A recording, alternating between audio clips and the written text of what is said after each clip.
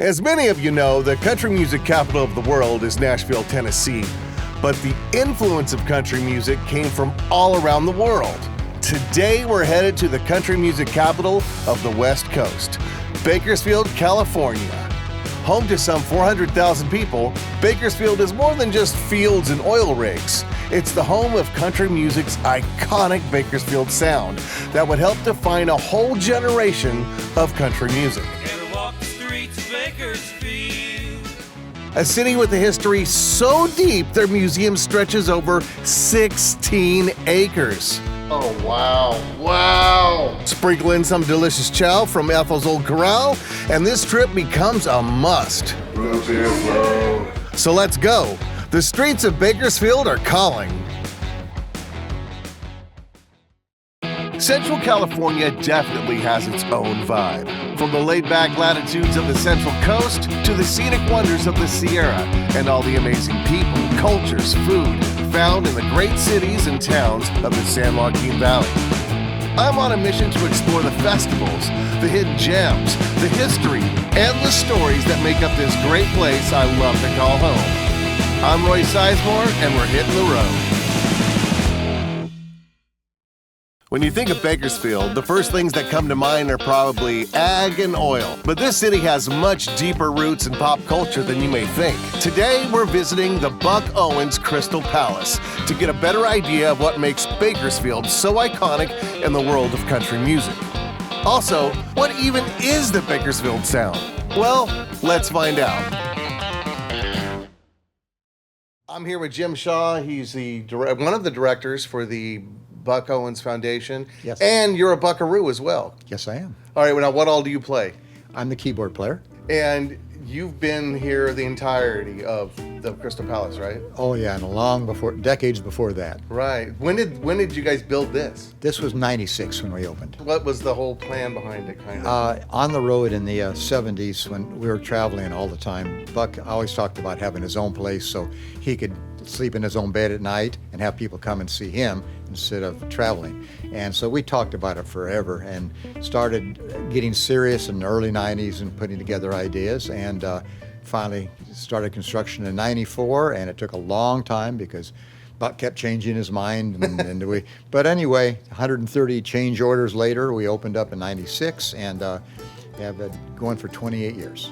What are some of the big stars that played here?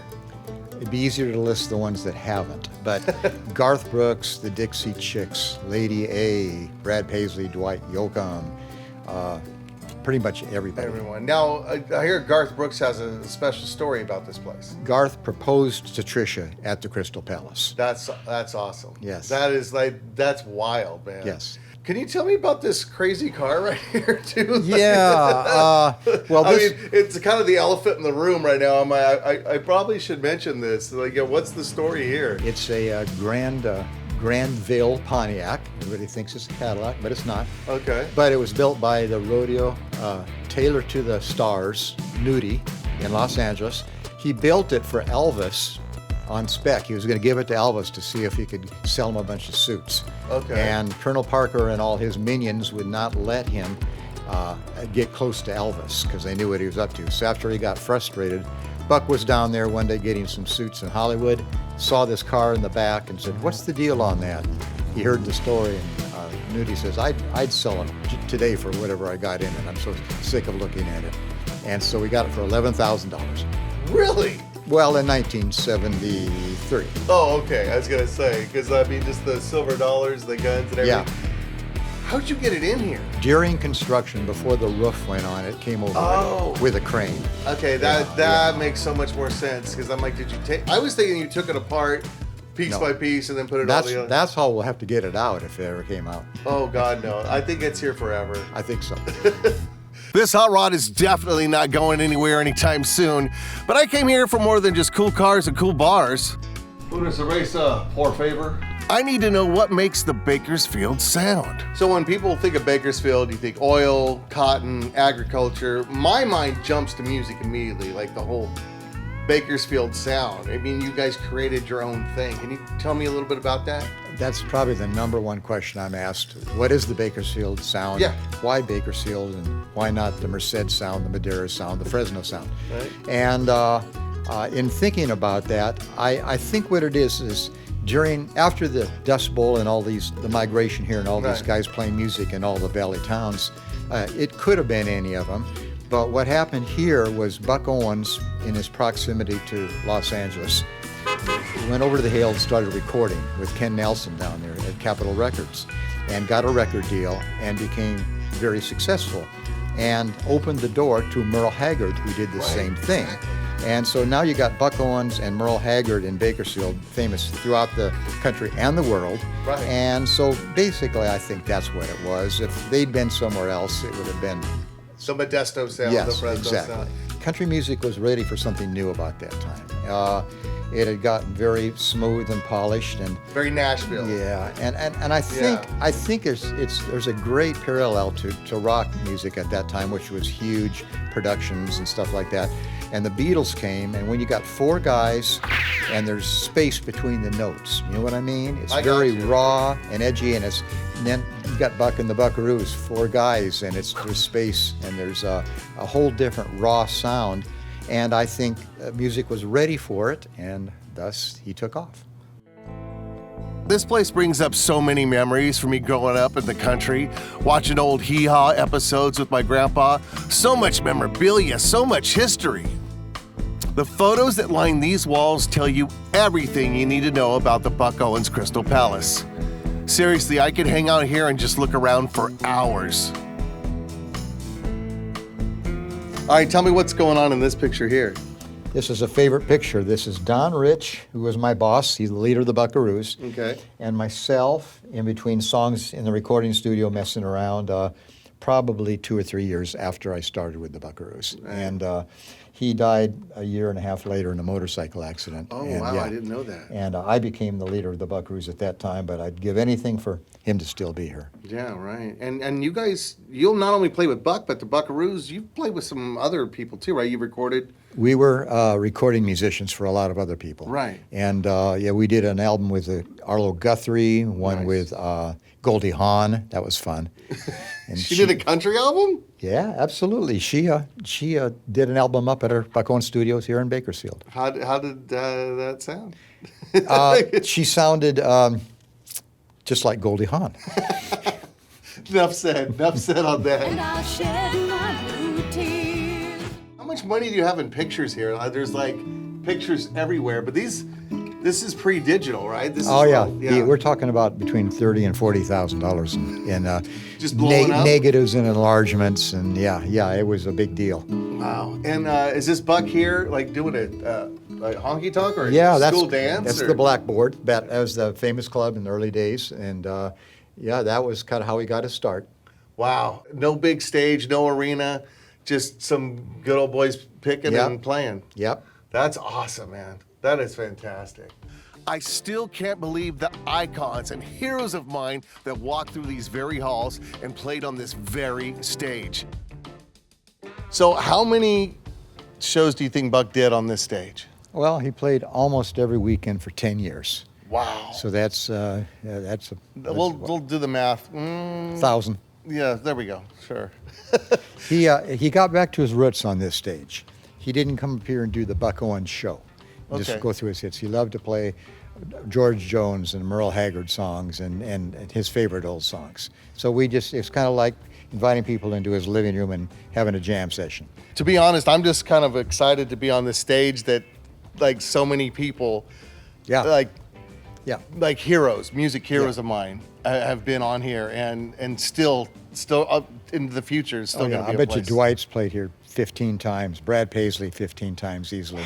And like I said, Taylor Swift and Lady Antebellum and Dixie Chicks and pretty much, and then all the old timers too, Ray Price. Yeah. And yeah, all those guys. And it's not huge. No. It's talk about an intimate setting, and you got the upstairs too. But you're right there. You're so close. You could see sweat. We used to travel on the road, and we'd play for 20 and 30 and even 40,000 people. Right. And you look at a sea of faces, And it's just, they don't become faces anymore. You can see the first couple rows. Right. But when you play a place like this, and it's more intimate, and it's actually more fun to play a place like this. Now, this might be a little hard, but can you tell me about Buck's last show here? Well, yes, it would have been a Friday night, and March 24th, 2006, and he wasn't feeling good that night. And so he came up to me before the show and said, "Jim, I'm going to go home. I'm not feeling good." And Buckaroos would sometimes play without him when that happened. So I said, "Okay, Chief, see you tomorrow night. Feel better." And he went outside to leave, and some people came around the corner from Oregon, and they got all excited. They said, "Oh, the last time you were here, Buck, you were sick, and we came all the way from Oregon, so we're so excited to see you tonight." Oh. And he said, I said to myself, "Oh, man." So he turned around and came back in. And I looked back and kind of did a double take because he was coming up on stage. And I thought, "Oh, great, he changed his mind." So we did a show, and it wasn't his best show because he wasn't feeling good. But he gave it everything he had, came up at the end of the night, put his hand on my shoulder, said, "See you tomorrow night." And that's the last time I saw him. And he died that night? He died 3 hours later. Oh, man. Yeah. Wow. And so this is it. This his last show was right here. Yeah. On this stage. But that means for 18 years, though, that we've continued on. Right. Yeah. Wow. So if someone's planning to go to LA from the Valley or come to like Fresno from LA, they need to plan ahead, go on the website, find out what's going on. Yeah. And make sure to stop at the Crystal Palace. Yeah, absolutely. I think it's worth it for them to stop 100 feet off the freeway. Why not? Like seriously, just to come in here, you know, I love that we have the whole place to ourselves. I could sit and look at all these pictures forever. Jim, thank you so much for having us, man. Absolutely, my pleasure. Well, it's been a decade or two, but there's just one more thing I gotta do before I leave.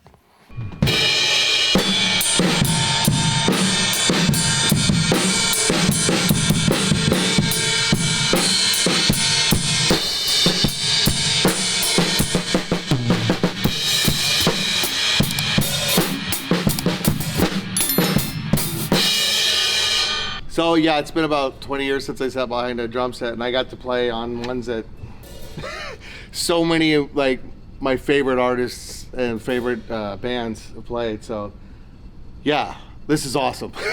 I feel like a kid. I feel like a kid in a candy shop. You know, Bakersfield really is an industry city. Industry of country music, absolutely. But the big industries in this town are definitely oil and ag. I got a lot of respect for these guys working these hard jobs. Thankfully, those workers are rewarded by one of Bakersfield's best hidden gems. Just on the border between Bakersfield and Oil City is Ethel's Old Corral, waterhole and saloon diner extraordinaire. This place has got it all. Great food, great folks, good vibes. I'm often stopping by for a quick bite to eat and a quick chat with the new owners, Carla and Ronnie. Ethel's has been a historic spot, passing through different owners over the years, but it all started from its namesake, a woman named Ethel Beeson. But I'll let Ronnie tell us about that. All right, I'm here with Carla and Ronnie. We're at Ethel's. Where's Ethel? Ethel passed away probably 25 years ago, Oh, okay. and we bought this 19 months ago. Oh, okay. Now, how long has this place been here then? About 70 years. Really? Yes. And how long have you been the owner? 19 months now. We bought it 19 months ago. Now, how long have you been coming here? Since I was 8 years old, so about 60 years. Right, so you liked it so much, you're like, I'm gonna buy it. I've been wanting to buy it for a long time. Now, what's the food? Like Americana? Like, what do you? Yes, so we do all home cooking. We patty our own burgers. We make our own deep pit. So we cut our Really? own steaks. Yes. Nice. So, What's yeah. what's your big item there? everyone burgers. comes in from? Everybody comes for the burger. And pastrami. And pastrami. Do you do a pastrami burger? We Yes. do a pastrami burger as well, yes. Now, do you guys do desserts? Do you do? Oh, yes. That's what do you do? Homemade cobbler. We do root beer floats. Oh. We do sundaes. I like all that. Yeah. All right. Yeah, this is one of those stick to your ribs type Yes. places. Yes. So if you definitely. like, come hungry. Comfort food, yes. Comfort food. Yes. Come hungry. Come out with your appetite. Absolutely. And the food is definitely, as the kids said 20 years ago, and I still say today, the bomb. And you've undoubtedly seen they let me sample just a little bit of everything on the menu, and there's not a single weak link. So what is the whole history behind, The Indian, yeah, it come from Big Old Tire. That was a tire shop. Right. They called it Big Old Tire, right on the circle in Bakersfield. Okay. And It was actually originally to advertise a brand of tire. Oh, okay. So, that makes yes. sense. it was a tire company. Okay. And there's the whole thing on him you could read out front. Tells the dates and stuff. But he's been around for a long time. So he's a Bakersfield local. Yes, he is. This has been kind of part of the community down here for a Yes. long time. So you get a lot of workers coming in from the field, the oil field. A lot of horseback riders. Really? Because on the other side of town, they ride down the river, and they come here. Really? A good group of people Right. come out here. So they like old school, put the rope and tie the horses we've up? got They're all hit the posts post out here there. and here. That's so cool. So we've got motorcycles, old cars, regular cars, horses. And you're kind of the only thing out here, right? So Yep. you got to Yeah. come find you. Yeah. All right, so fun fact about Ethel's, it's actually a bit of a family biz. All right, so Misty, I'm seeing a little family resemblance. Yeah. A little bit. She's my daughter. So your daughter, and he roped you in to come work here? He did for sure. What's it like working for your pops, though? They're great bosses. They're great people. They're so good to everyone, and they're good to me as well. Now, what's your favorite food here? I would have to probably say a burger. There's a burger. Yeah, they're hand patty. They're everything is, and they do all kinds of stuff. So you can get a good Yeah. grilled chicken salad if you want, but they have great burgers as well. Trying to make me eat healthy? Yeah. I'm not looking to eat Yeah, healthy. every now and then. It's road food for me. I want chili and cheese. Oh, we have good onions. chili, good homemade chili. I want bad stuff. Yeah, she got me to eat healthy. I mean, fried okra is a superfood, right? Ha! Good French burgers, too. What's a French burger? Just on a French roll, a patty about that big, and just a good grilled onions and all that. Oh, okay. I thought it had a little hat on or something.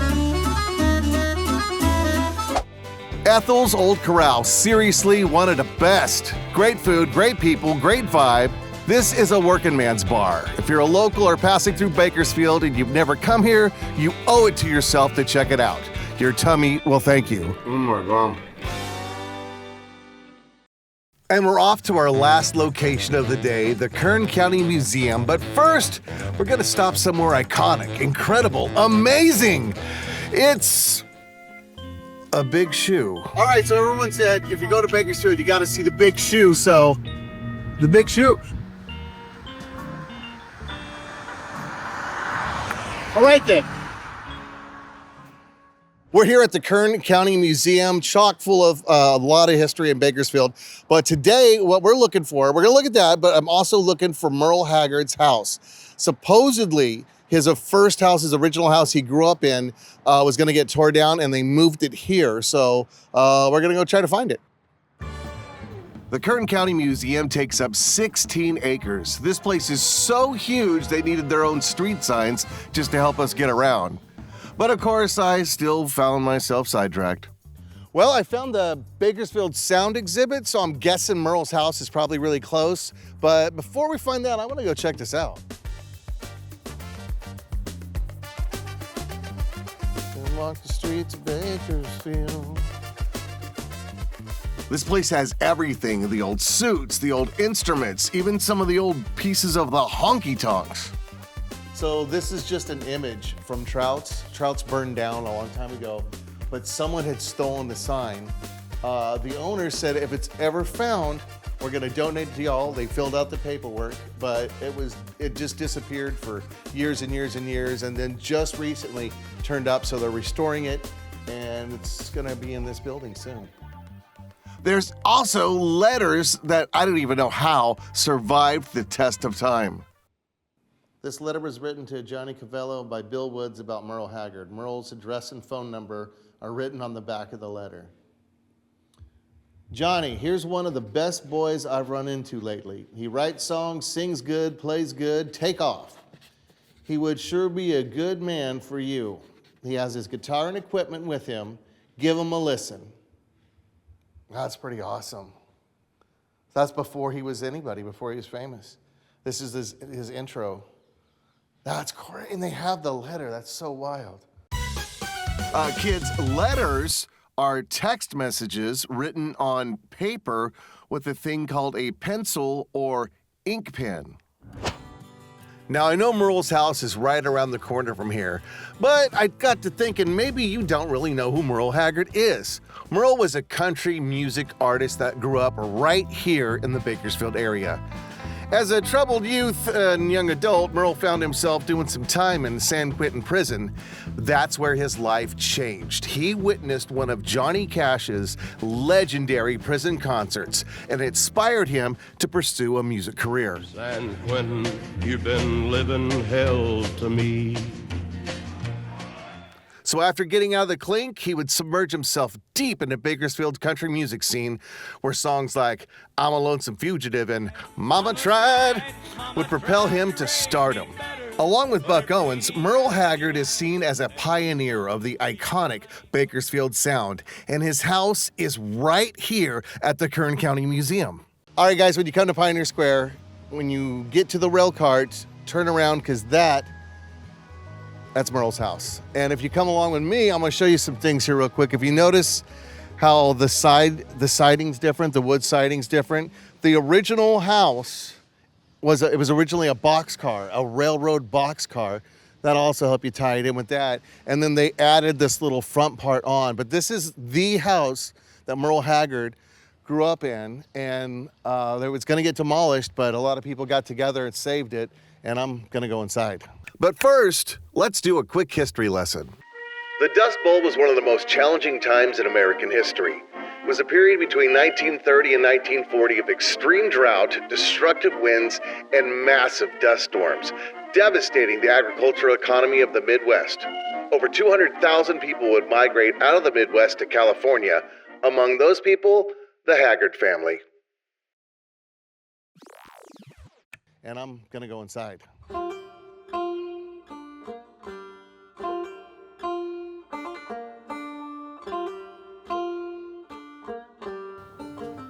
Oh, wow. It's so tiny. That's crazy. It's a sitting room because you couldn't really do much more than sit in it. That's for sure. All right, you could see where they cut into the rail car. It might have been this is where one of the doors were. It's crazy to think that at one point, this house was a Santa Fe refrigerator rail car, hauling goods all across the country.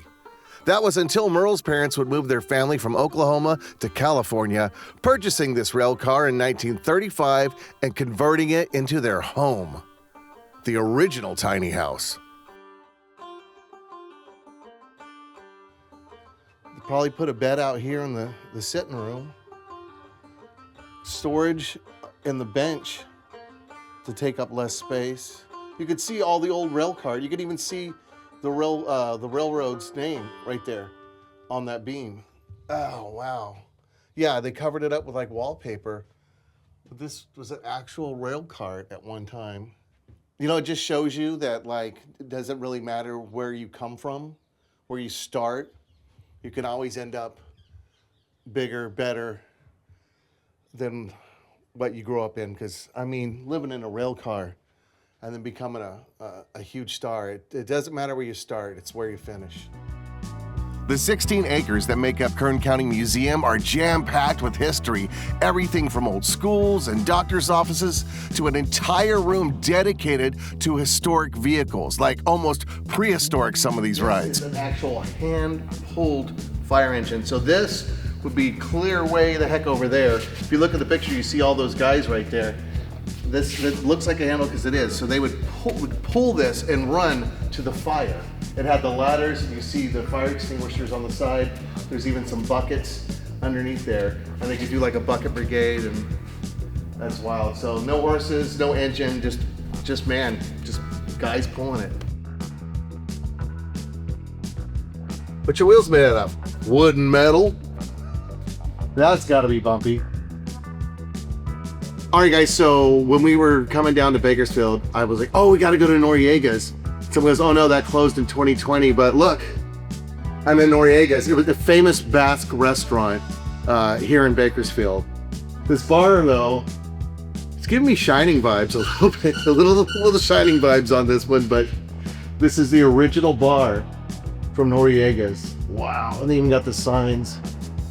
It'd nearly be impossible for us to see everything in one day. This place is amazing and a must stop. If you're coming to Bakersfield, grab the fam and head over to Kern County Museum. press the red button to start. Ricky boys, we got a gusher. Woo! We embraced the Bakersfield Sound at the Buck Owens Crystal Palace, stuffed our faces full at Ethel's Old Corral. Do it. Do it. And dove into the rich local history at the Kern County Museum. Heck, we even saw the Big Shoe. That was awesome. The bottom line is, there's just so much to do and so much to see when you walk the streets of Bakersfield.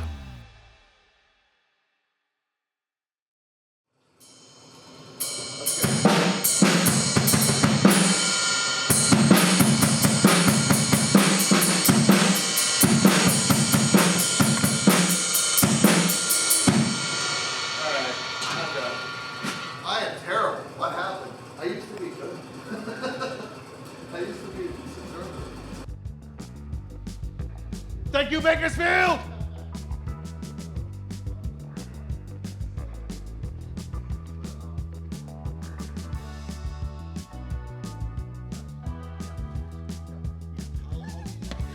I'm sorry, I can't hold it anymore. It's so...